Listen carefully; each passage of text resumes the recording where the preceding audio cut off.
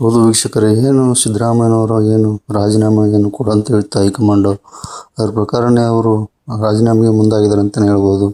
ರಾಜೀನಾಮೆ ಕೊಟ್ಟರು.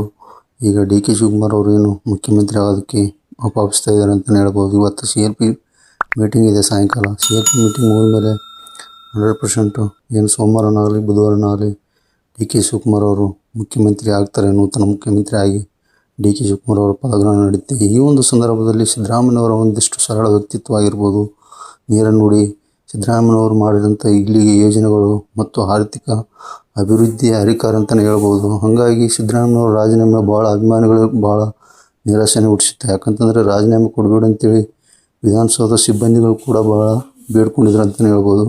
ಮತ್ತು ಡಿ ಕೆ ಶಿವಕುಮಾರ್ ಮತ್ತು ಸಿದ್ದರಾಮಯ್ಯವರು ಸುದ್ದಿಗೋಷ್ಠಿ ಮಾಡುವಂಥ ಸಂದರ್ಭದಲ್ಲಿ ಕೂಡ ಹಲವಾರು ಸಚಿವರು, ಶಾಸಕರು ರಾಜೀನಾಮೆ ಕೊಡಬೇಡಿ ಅಂತಲೇ ಹೇಳಿದ್ರು ಅಂತ ಹೇಳ್ಬೋದು.